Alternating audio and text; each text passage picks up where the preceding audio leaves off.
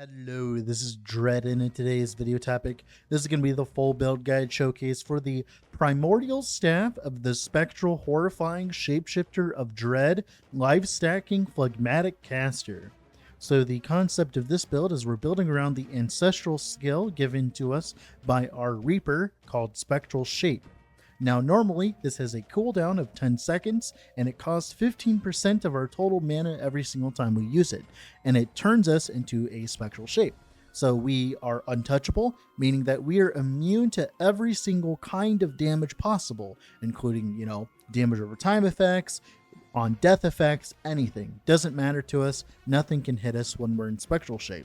The problem is, whenever we cast a skill, we leave spectral shape, so we have to find a way to deal damage while, of course, the spectral shape to actually function.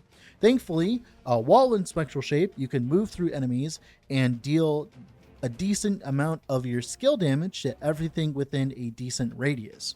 And we also can deal elemental damage thanks to our primordial benediction. So we deal our elemental damage and our skill damage at the same time, allowing us to scale both at the same time. Now, one of the issues with this build is when we go primordial, which is like required to play this build, by the way, because the cooldown of the spectral shape becomes 1 second once you go primordial, is the primordial malediction. The mana cost of spectral shape becomes 100% of your mana. Now, normally, this is a really big pain in the ass because not only do you have to sustain your life somehow whenever you get hit, but you also have to do mana sustain because, you have to get a lot of mana and mana sustain, right? And generally, when you're level 100, you're sitting around like 5,000 mana. So you do need to regen your entire mana bar over like 7 seconds because remember, because it's spectral shape, doing the damage, we're doing indirect damage, which means life on hit doesn't work, life on kill doesn't hurt, mana on kill doesn't work, life leech doesn't work. All of those sources do not work whatsoever for a character, which means we're forced to just stack generic regen, and stacking a bunch of mana regen sucks. But thankfully, we have a way of getting around this by utilizing the unique ring Crimson Pact, which makes it so that skills cost now life instead of mana. And of course, it reduces the cost of our skills as well by 30%. What this does, though, is it makes it so that we still spend 100% of our mana as life instead. So if I have 9,000 mana, I'll spend 9,000 life. Of course, plus the reduction. Now, all this means is we just need to build a very large amount of life regen. We can keep our mana base small, like keeping it very small and not scaling too much mana on the tree and stuff like that. And we can stack our HP pretty high and stack our regen high so we don't end up, spending that much life overall. Because remember, it's the amount of life cost of spectral shape is based on our max mana, which is then, of course, being taken as life instead. So we scale our life, but we don't scale our mana. Now, something interesting about this Reaper that's very important to understand is the first few lines. So whenever Spectral Shape deals damage to an enemy, you apply a Horrified to the enemy hit up to 10 stacks. Spectral Shape deals 15% increased damage for each stack of Horrified on the enemy's hit. So we can deal about 2.5 times our normal damage as long as we're hitting things for a decent amount of time. Now, the problem, though, is whenever a horrified enemy leaves the range of Spectral Shape, you deal skill damage to them equal to the damage dealt in by Spectral Shape. This allows us to scale our damage very far. So let me break it down for you how this works. So if I use my Spectral Shape to deal damage, let's say we dealt 500 damage to the enemy through the duration of Spectral Shape, and then we leave the range of the Spectral Shape by moving our, AoE around, right? So they'll take 500 damage. But if we deal 500 crit damage, right? So we deal like a normal, 100 damage, and then we deal 500 damage instead because we crit, that 500 damage that we deal extra with the whenever a horrified enemy leaves the range, that's normal damage. which then can also crit because it's its own instance of damage. So what ends up happening is we deal 500 damage over the course of the Shapeshifter of Dread's duration. Then we move away and it deals a 500 base hit, and then it multiplies by our crit multi again if we have 100% crit multi, so we go to 2500 damage. So it gives us a way of multiplying our damage by 5, and you can get some absurd numbers. Right now, my current, I believe my current record is a 600 million pop currently. That's a lot of damage, turns out. That's a lot of damage, especially for just it being spectral shape. Remember, that's just spectral shape doing all that damage. Now, one of the bigger problems is scaling. Scaling this to actually function takes a little bit of effort. So the first thing that we can do is we can scale increased area increased effect. So area increased effect on our gear and on the tree and on our Reaper will give our Reaper more damage. Cool, that's our first scaling method. Our second scaling method is by scaling the base amount of damage that the spectral shape actually does. Now we do that by stacking raw and elemental damage at the same time. But to do that, it takes us a little bit of effort. So there's an attribute by the name of Savagery 60, greater trait. We have, it's Savagery 45. We have a new max raw damage based on our missing life.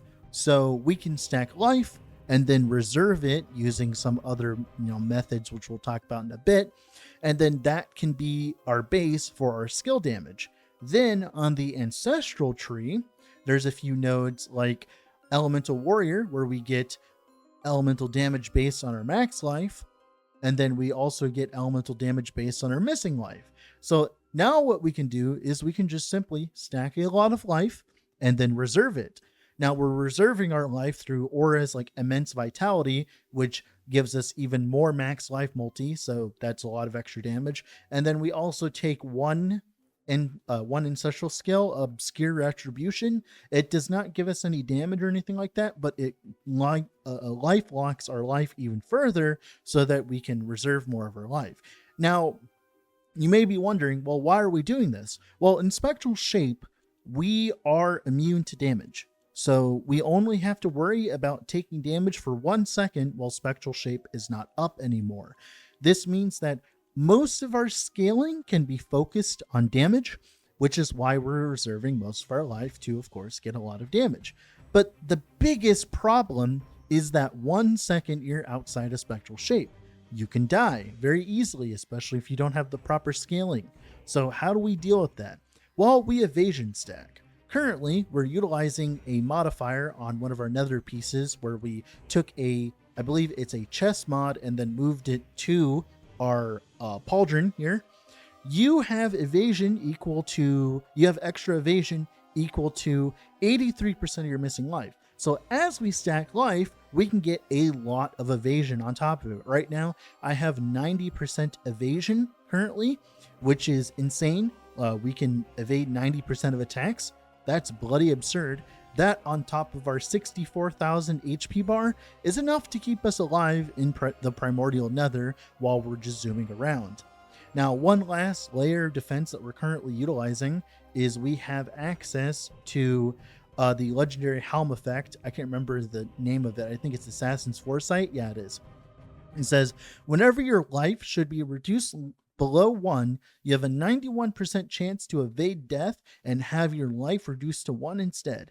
This chance is equal to your evasion chance at this wrath level. Because we're scaling so much evasion, pretty much what this means is it takes a lot of effort to actually kill us properly, thanks to all the evasion, thanks to all the HP stacking. Even with reserving 75% of our HP, we're still at 60,000 HP, which is bloody absurd, right? That's a lot of HP.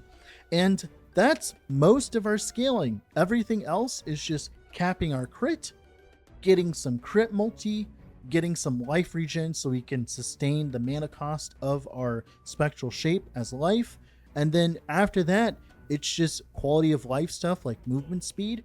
And that's pretty much it for the character. There's nothing too crazy about it. Maybe get some area of effect so that you can actually hit more of a screen. So one thing to note, if you get too much area of effect, it makes it hard to take advantage of the spectral shape. Whenever a horrified enemy leaves the range of a spectral shape, you deal skill damage to him. It's hard to utilize that if you have too much area, so don't go too crazy with that. But what this ends up meaning is when we're in the primordial nether or in the forge or wherever, we just simply do a few ticks of damage to the enemy, and then we do 5 times that amount of damage. So right now our crit multi isn't giving us currently, if I'm to look right now, our crit multi is giving us about 400% more damage, right?